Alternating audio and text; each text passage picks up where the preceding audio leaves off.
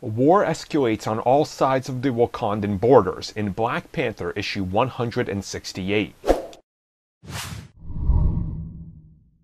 So Black Panther issue 168 is rather interesting. They're taking a lot of focus that they've built upon in the last few issues, all centering around Ulysses Klaue, and using him now as the backdrop to tell this story of a war that is looming on Wakandan soil. Now, of course, it's not just Wakanda that's actually in trouble here, it's the neighboring nations as well. And that's what I really like about this comic. They're actually using a lot of the other nations, like Azania, and the likes of the Jabari lands. I hope I said that right.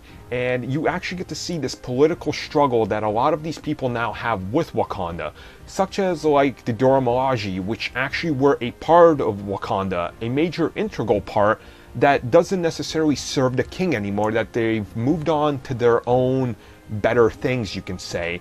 And there's this constant, I guess you can say, pull back to them to serve a duty to their former king.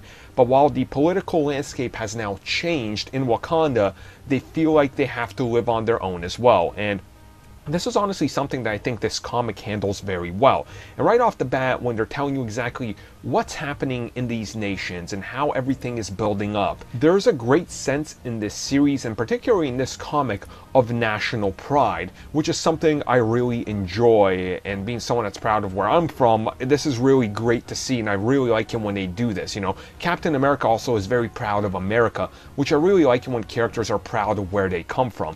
And in this, we see that things are starting to change for the worse due to what Klaue did in the last few issues, such as a major desert that is now resurfacing. And unfortunately for our heroes, they actually get brought down crashing into it, which engages the Black Panther and the crew in a giant battle, most likely for their lives. But before we actually figure out what's going to happen there, we actually do get to end the comic with Black Panther pulling another Hail Mary by staying 3 steps ahead of everybody around him, which we see he had a giant backup of a bunch of flying people, or flying Dora Milaje, that are now going to help him, which honestly this was great to see as well, and I didn't expect.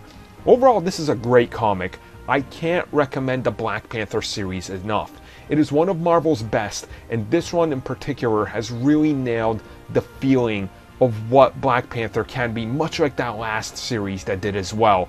They just keep getting better and better, and I can't recommend it enough, guys. Great read, especially for Black Panther fans, or if you want to get excited for the character before his movie's coming. I highly recommend this. I would give this one an 8 out of 10.